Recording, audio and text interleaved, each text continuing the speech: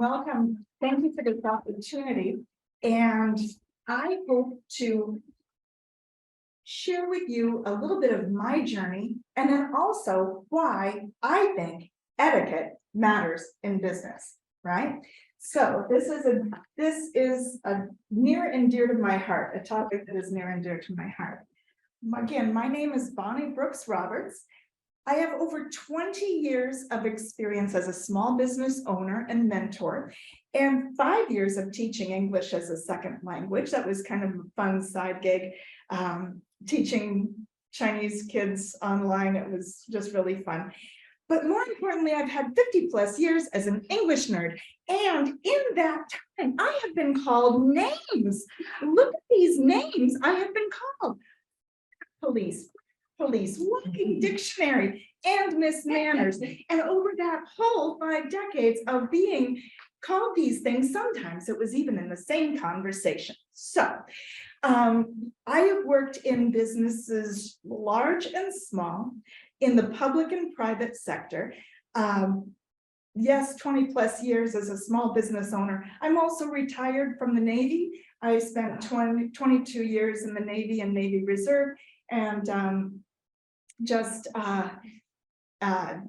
all of my positions from the Navy. Right after I left active duty, I was a police officer, and that's hence the format police and grammar police, and then in construction and home care, and yeah.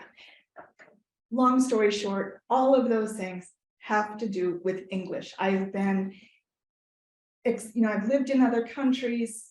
I've been immersed in other cultures, and there's certain things that have come to it through in my experience. The bottom line is manners matter, right?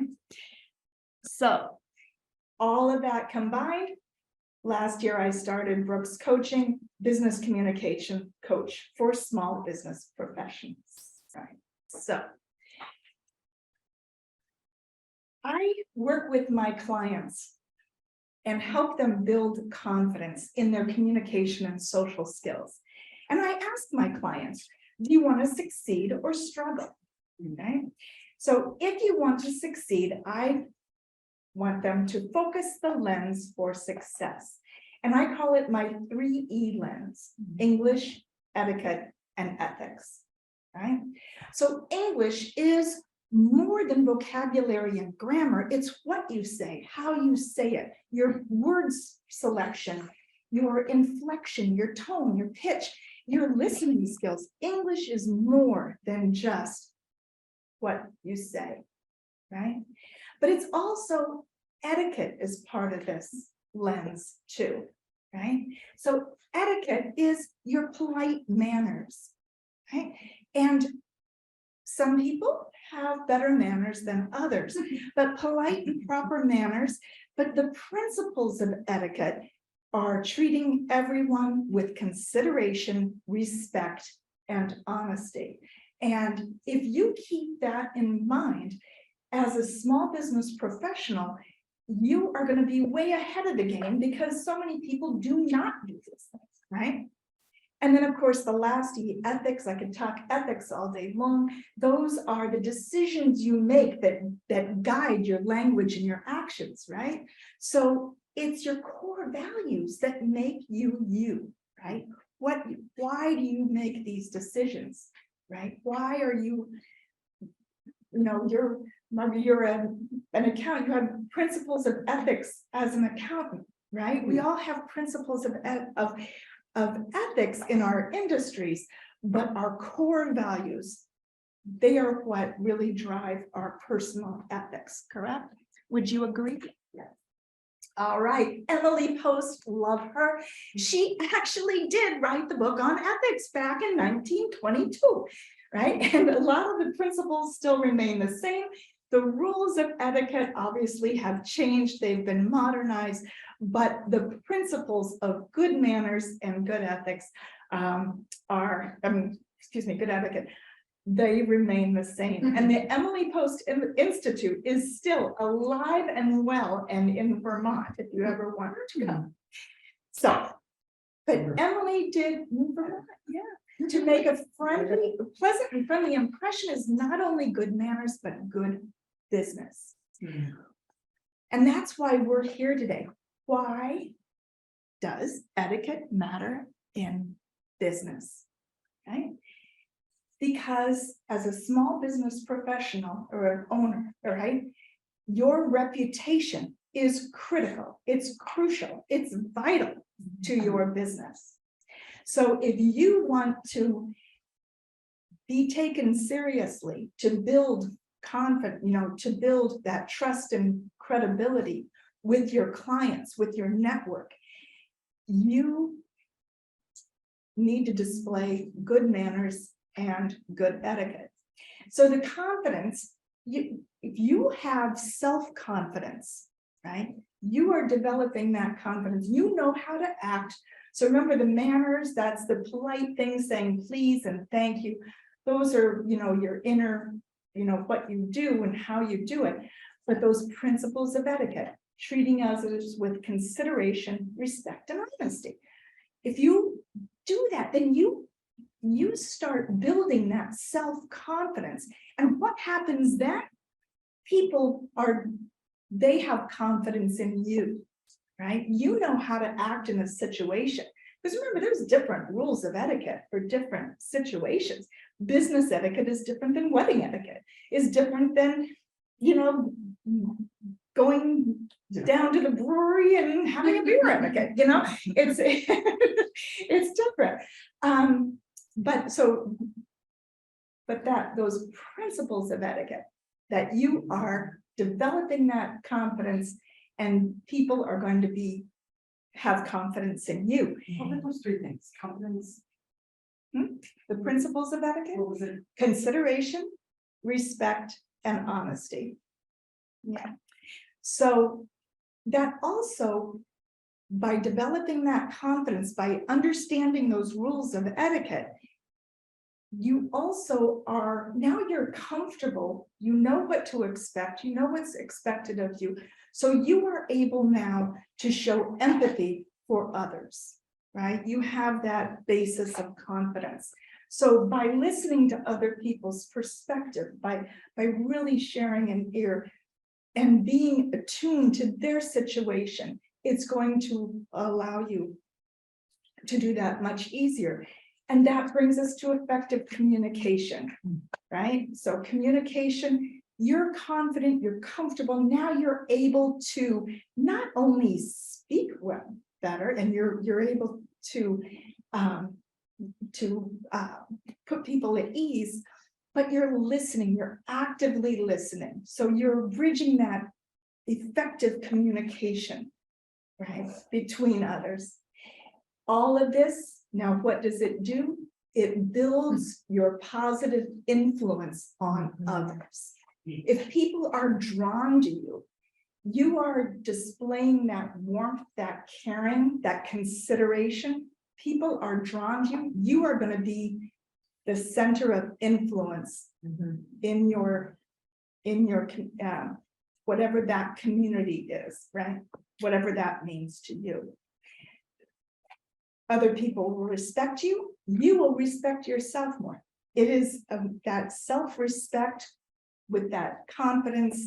You're just presenting yourself in a different manner, right? When you're thinking of other people rather than yourself. And then all of this brings you that you are now, you're leveraging from a position of strength, not arrogance. That confidence is not arrogance. It's a position of strength. You are, you're a humble person that's reaching out to others, making other people feel included, and not that cold arrogance, right? That some people have. Let's face it, some people do. All right, so Ben, love Ben, right? So Ben, and I love this quote, right? How many times are we tempted? Oh, we're tempted. Ooh, my boss knows that I always say, oh, I've been keeping a tight rein on my thought bubble. It might burst, it might burst. But I keep a tight rein on that thought bubble. Because sometimes we are tempted to say things at the wrong time, aren't we? Yeah. And all of these things that I'm bringing up today is not only when I say, right, or it's also not only your in-person presence, but your online presence as well. And sometimes it's even more important for that online presence because that doesn't go away. No. Does it? No. It stays there, and that it doesn't stay in a vacuum. It can grow and take a life of its own, right? So we don't want that. What I teach my clients is to stop, right? And I do this before I go into any event, any conversation, any coaching session, anything I do, really, I stop. To myself, I state what's important. And I will say that stopping is the more critical the conversation, or the more critical the interview or meeting, it's even more important to stop. State what's important. Is it more important to have short-term venting satisfaction? Or is it more important to think of the long-term relationship, right? And I always take time to respond. React in private, respond in public, right? So take time to respond. Be open-minded, right? Not everybody does have an opinion. Not all of them are as well-informed as mine, let's face it. Seriously, but not all are as well-informed, so it's being open-minded. Maybe this is a time that you can educate and you can really take that time. And then, of course, prepare and practice. I stop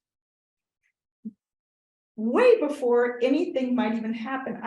Back when I was a police officer, we had it was called vicarious policing, and so I was always on the midnight to 8 shift, loved it.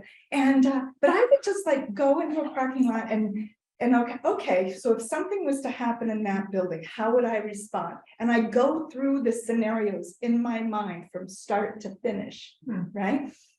And by doing that, if they happen in real life, now you're better prepared to deal with them. So sometimes I have conversations with myself all the time. Don't tell my therapist. Seriously, I don't have a therapist. Maybe I should. But I have conversations with myself all the time, right? What would happen if I got a negative review? How am I going to react to that? Right? How am I, so if I'm going into a networking meeting, what if, and I just run through these different scenarios, right? And it's a fun game I play, but the most important thing is to remember to stop. Remember to state what's important, take time to respond, be open-minded, and prepare and practice, okay? Now, you've heard of Emily Post, you've heard of Benjamin Franklin, but you may not have heard of Donna Brooks.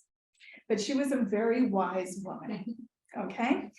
If you don't have anything nice to say, don't say anything at all. Now, you might recognize the name from Brooks Coaching and my bio, Bonnie Brooks Roberts. Donna Brooks is my sainted mother, who I learned a lot of wisdom from my mom. This was instilled in us from the time we could talk. Right? So after we stop and before you say something, I want you to think. Okay. I want you to use, before you say anything, I want you to think how to say it with tact. Right? You don't have to agree with someone, but you don't have to crush their spirit when you respond, right? So use tact.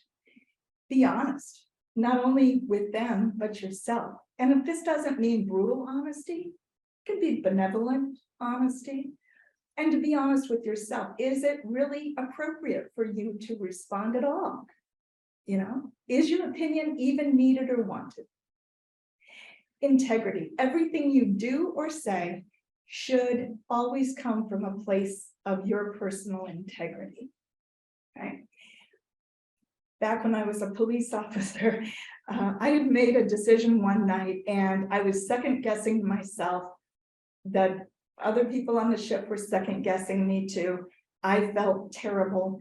I went in, I was talking to my sergeant, and he just looked at me and said, Bonnie, he goes, are you comfortable with your decision? I was like, yes. He goes, would you still be comfortable with your decision if it's in the headlines tomorrow morning? Oh. And I was like, yes. He said, then you made the right decision. Mhm. I've called it living in the headlines. He was, yeah. And I've called it living in the headlines ever since. Now that was 100 years ago, bringing it into today's, it could be live in the tweet, right? Live in the social media post. You know, it's going to be, you know, but living in a way that you are always proud of the decisions you make.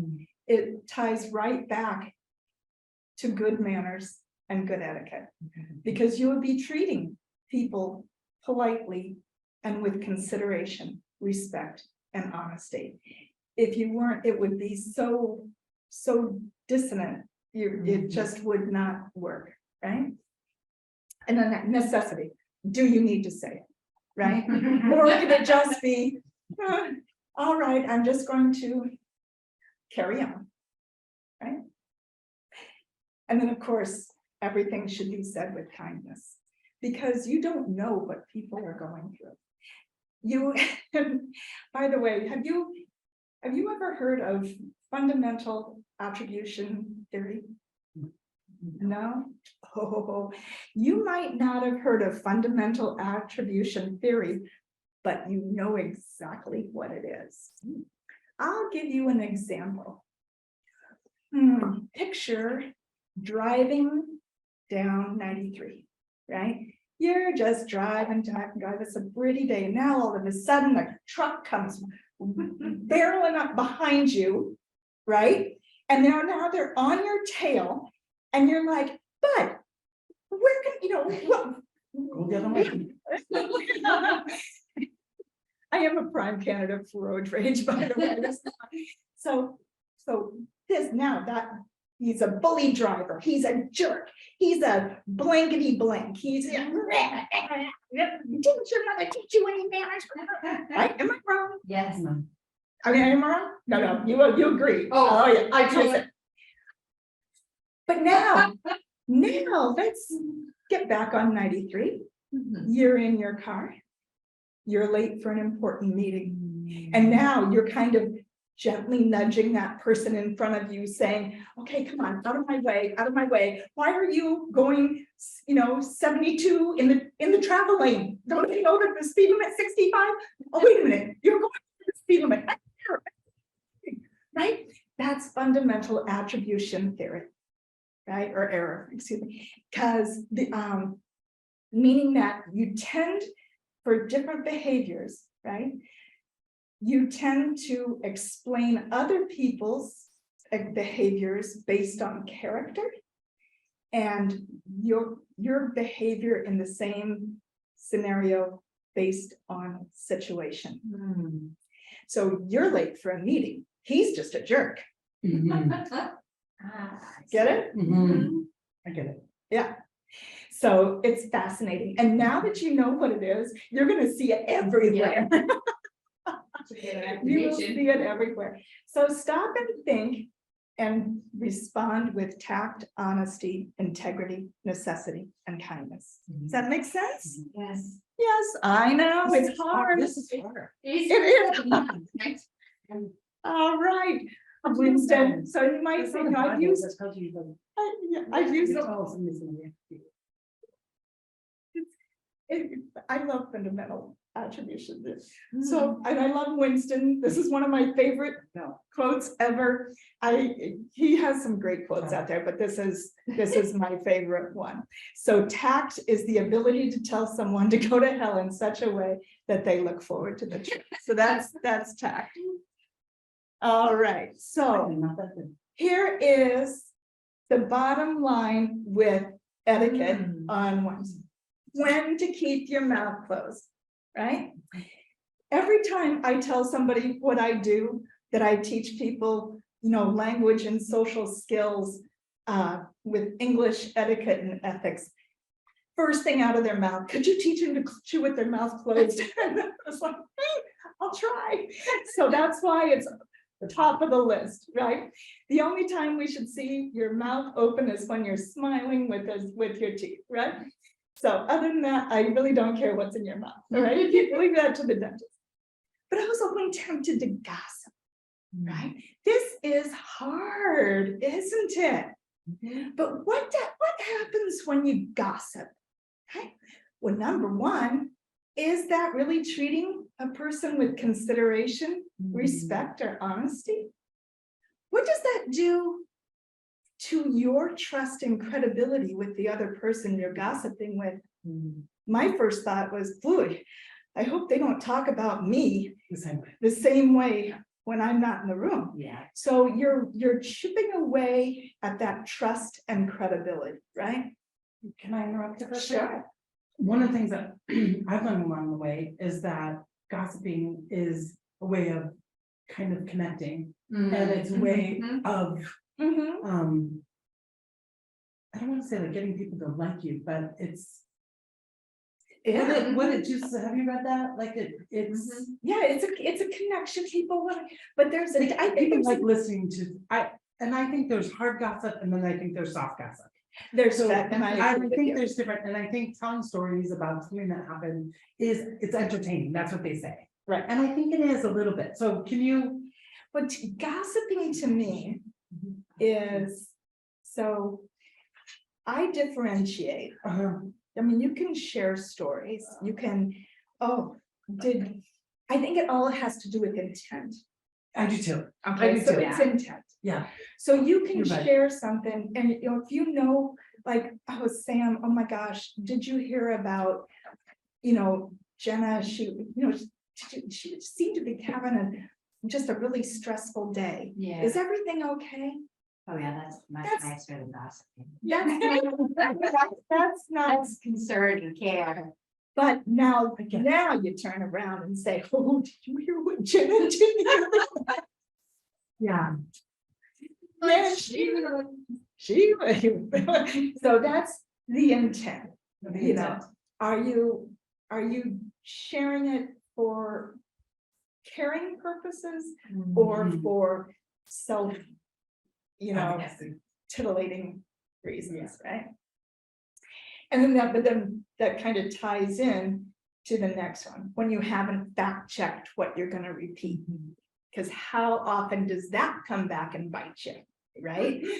In a way, yeah. So fact checking, Snopes is there for a reason, right? So we go, yay, Snopes.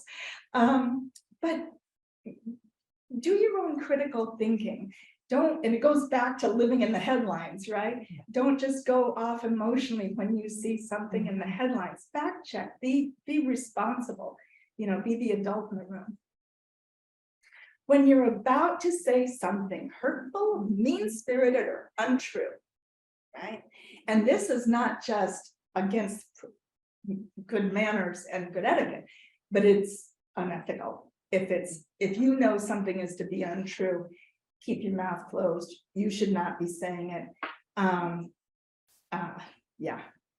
And of course, when you're angry or provoked, going back to fundamental attribution error. So what I do with my fundamental, I have fun with my fundamental attribution error, mind you, obviously, since my face lights up every time I talk about it. So I do what I call, I choose to believe. right? So when that truck is screaming up my bumper, up my tailgate, because I drive a truck, I choose to believe you just got word that your loved one is in the hospital and you're rushing to see them. So I will get out of your way and let you go see your loved one in the hospital. It is just my little game to calm myself. Will I ever know? They could just be a bully jerk driver. Doesn't matter. You can't control anybody else. Yeah. You can only choose your reactions, right? So be the person who's poised, calm, confident, empathetic, and you will go far. Why, turning this back into why does it matter in business? Because so many people do not follow these rules of etiquette. They can have the best product or service in the world, but if you're at a meeting and they're only talking to the people that might give them a job or a good referral, and they treat the wait staff like they don't exist or they don't matter. If you're going to a client meeting or any kind of meeting and you don't give that person your attention and your respect and consideration, are you going to get that job? I don't think so. There's a lot of competition out there.